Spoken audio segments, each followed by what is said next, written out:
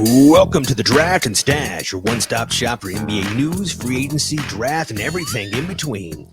Sit back, relax, because it's time to start the show.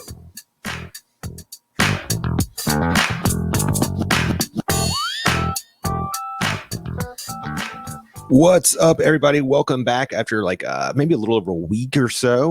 Was trying to find a date to get in Chip here, but he just he's working a lot, with his normal job, and then he's also writing freelance for Bluff City Media, and he's doing draft stuff for them. So he's very busy. So I was trying to get him in here for the second playoff video of sorts, but we're gonna get him in here, especially now that the Grizzlies are out. So I guess let's just jump right into it, and that is going to be I guess the round one aftermath here.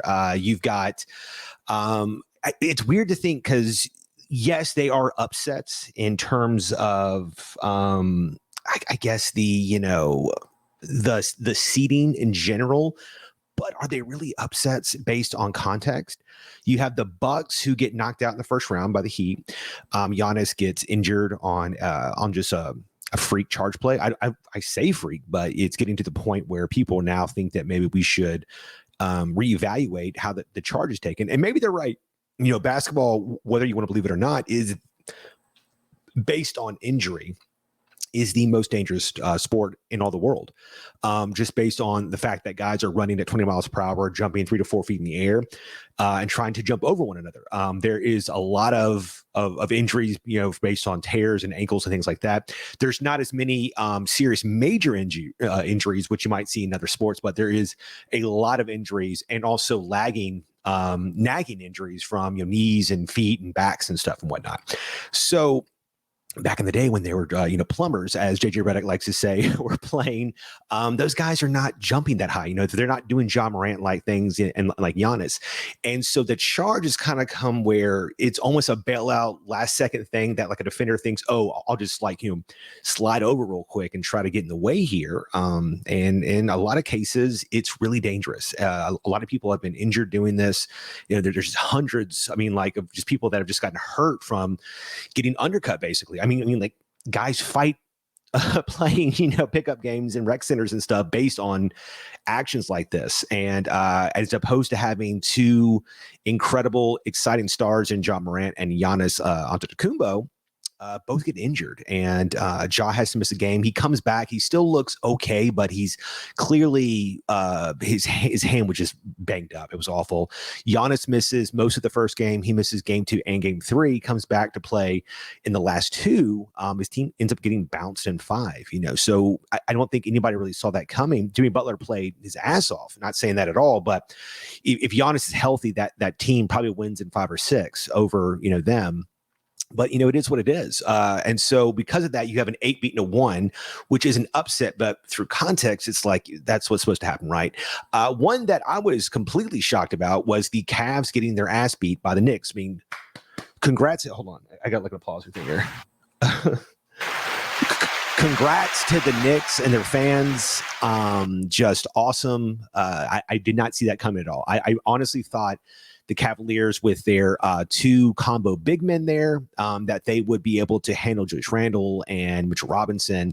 And it just goes to show you that you don't know how to play in the playoffs until you're there. And, they got there, and there's only a couple guys really on that Cavs team who are key cogs that have had, a history of playoff basketball. And one of them, which is Donovan Mitchell, who is becoming, I don't know if he's labeled, if it's fair to label him as maybe a choke artist at this point, but he's had a couple of teams that were really good and they just have not been able to go. And he's been kind of a reason that they haven't been able to go farther, in general.